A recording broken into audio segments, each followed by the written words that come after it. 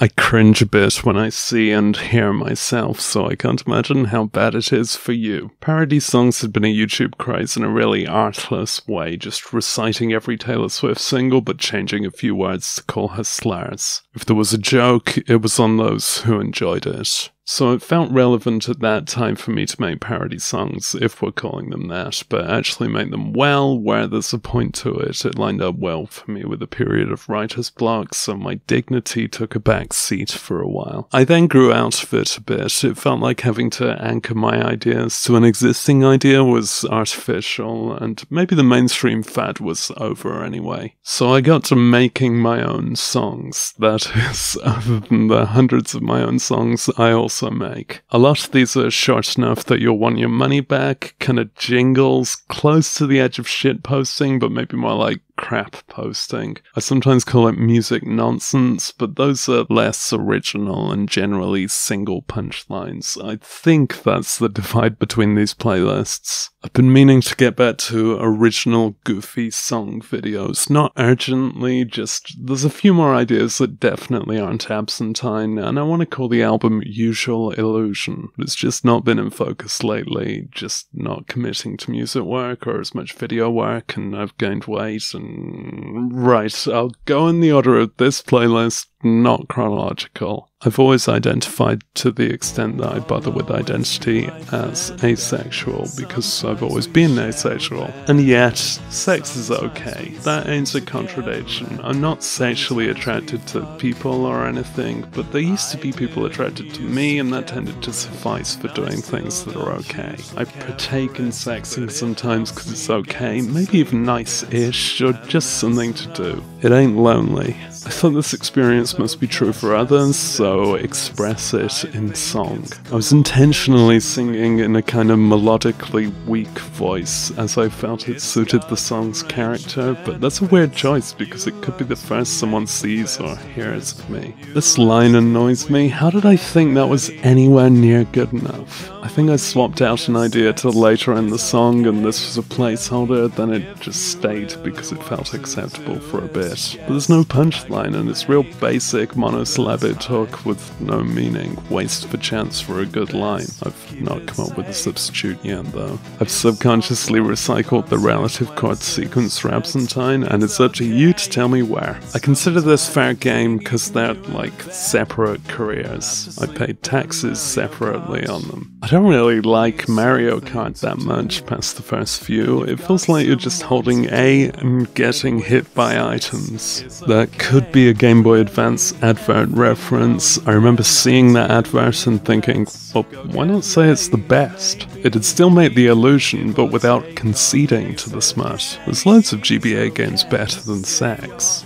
Nothing I can say about this one that's not in the lyrics or momentary captions. Passing, I recycled the guitar line from an Atrophy Wife song I thought we might never publish, but then we published, but then again it's probably stolen from something else too. It's kinda in Harvey Danger's song Authenticity. I'll use it again. To be honest, though this song is comedic, it's so well constructed that I could have thrown it in with absentine stuff as a quirky moment. I rhymed 7 with heaven because of course I did. Honestly, when I encounter a concept from a deceptive mainstream philosophy, I cringe a bit, including when I come up with it myself, and that's usually a good sign to not do it. It's against my morals to promote this stuff. I guess I stuck with it as it felt accessible, and the song was really in need of a rhyme, but it doesn't make sense. Even if there were a heaven, I wouldn't be going or want to. I think to include concepts like heaven, God, and souls in your lyrics and lexicon normalizes the ideas people made up to oppress us that still have a lot of cultural power now. I know it's ridiculous to get so tangled by religious references, but it's more ridiculous to perpetuate disinformation for thousands of years, for it to be culturally dominant and oppressive towards children, state-funded, having political influence, still causing bigotry and wars even when accurate information is widely available, and all because some parent at some point didn't want to admit to their kids that there was something they don't know. But it's there to set up the word rigmarole, which is essential. Filming this was the one day I've tried nail polish and it just didn't dry on at all. Way more ended up on the carpet than on me. My nails just look filthy. That's kind of consistent with the vibe. I dig the wild digital camera moves. I've not recycled that trick enough. Weird that I referred to only Kurt by surname, but it's scanned better. It's strange to include a section that I then directly apologize for the inclusion of, because I am sorry, but also it's staying because it was instinctively true. Most people haven't heard of Outlived because they don't share my suicidal obsession. It's been downhill ever since I outlived JonBenet. I enjoy rhymes like conscious, quashes. Well, I generally enjoy the rhymes I publish, that's why they're there. Shout out to everyone who's died at these other ages. You're equally valid and much less of a conformist. Jake Rivers. So nearly everyone who keeps up with me is from this song, Hi. I covered that book, and then Jenny covered that book because she thought nobody had, then she found mine. Her video really honed in on the description of Jake as big, which I didn't emphasize to the same extent, and maybe I've not illustrated him big enough. I don't really know what human bodies look like, they're not for me.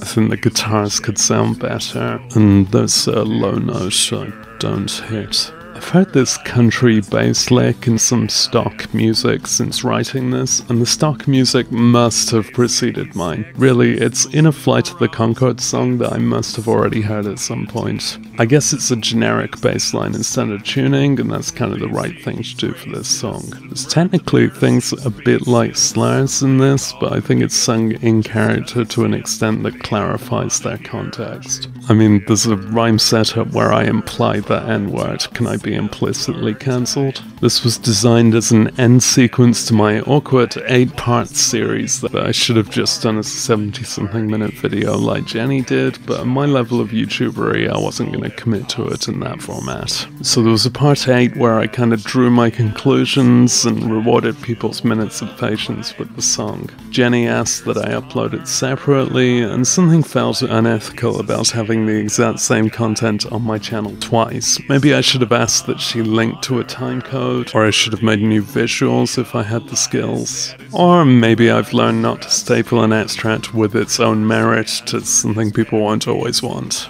This is cute. This is one I can keep coming back to because daytime keeps damn happening. I enjoy that I picked a real dull day for it. I struggle with sunlight for filming because I'm real nocturnal. Natural light strongly helps most filming scenarios compared to artificial yellow light, unless you can afford the good stuff. I'm insecure about moles.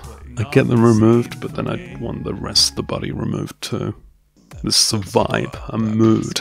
The cuddly toys don't really have a meaning here, I just felt like it. Directly illustrating or acting this song would undermine it. The lyrics actually have varying punctuation, that means they're not just on repeat.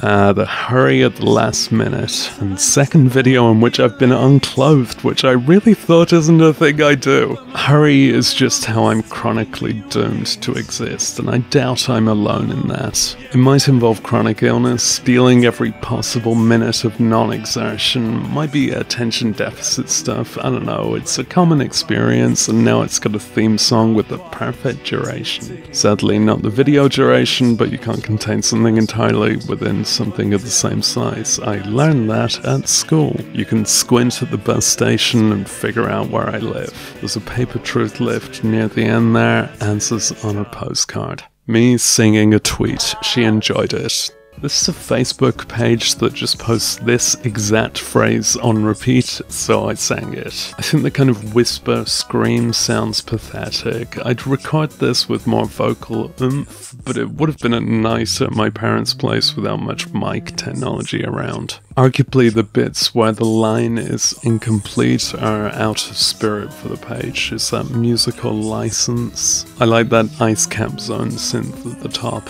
and the comment section. Maybe this one isn't a song, maybe it's a libertarian flag. pointing out the white supremacist pipeline. For years of my online life, this felt like an urgent thing to confront. There were always dodgy movements for lonely men. Gamergate brought it a zeitgeist. Some influential figures chose to profit off this. Rhetoric was deployed. Leaders were elected. And the correct answer to this was always, you're being conned. More recently, maybe I've reached a complacent distance, but it feels like those who've been hoodwinked are proud of that. So now it feels pointless to object to from this pedantic standpoint. You just gotta accept that it's war. Ooh, origin of the React canary. I'm trying to adjust the habit of having text on screen way too quickly to read into something that's more explicitly part of the format. I'm doing it on purpose. This is a medium you can pause. An early nursery rhyme, a real historic thing that I set to a beat, maybe too similar to fit a rap here. I thought cold would be fun to rap about, and I got plenty of research in them. The pandemic aged this one, but at least I got to express that common colds aren't from cold weather like everyone and their senpai keeps claiming. Trying to act ill for a music video is really difficult. Like, I suffer a lot and I could just film that, but I don't exactly perform my suffering. The bits that do come out sound like overacting anyway. I think I'm gonna act ill for another clip soon, and it will be just as convincing, but even more true. I did leave it a whole 2 weeks before filming this I'm better now bit. And kind of the point is that I still look terrible and I'm kidding myself. But again, that might not come across. And it honestly just looks like I filmed it the same day. 2 weeks disablement sounds about right for colds, but they just don't get around as much anymore, because we've treated a different virus with the trepidation we should have had for colds anyway. This is an adaptation of an odd little book that never made sense. Piano is way too trebly in mono. I still struggle to record piano. And everything else. I blocked out a spoiler which has now been dropped from the Wikipedia page, but it said that Tom won against Jerry. Lazy Town reference. Okay, this is technically Jennyverse stuff. I'm insecure about showing my front door, because someone might not come and kill me. McGriel is an odd creepypasta that failed at being creepy that Jenny Nicholson covered in a video once. I'd intended to do a Spooky Time McGriel video for years, firstly in the format of those "Do not call McGriel at 3 a.m. videos, but I'd need an accomplice and costume and acting skills. Then it became a song, because that's what I'm capable of. Maybe ultimately this comes across as an attempt to write the coattails of the big name creator who promoted me once for one specific thing I did, and that was the whole transaction. But whatever, this is an account of something that really happened to me, and I get to be McGriel's best friend in the afterlife, so there. I really enjoyed the idea that a submarine is a kind of boat that neglects to float. I wanted to reuse that in mixed emoji. Still no submarine emoji. This song is quite really good, but it presupposes that you've read a pretty damn obscure thing, and it's nearly entirely a reference to that. I used these pixel zooms for ages, and it like RGB blurs the text up. It's a flaw of the software, but I should have found a better way around it. Youngster Ben was a delight to work with. He didn't have much to say. Just calling out apologists. I think the H3 guy has gotten less shitty, has he? I'd mostly forgotten this very momentary, very true.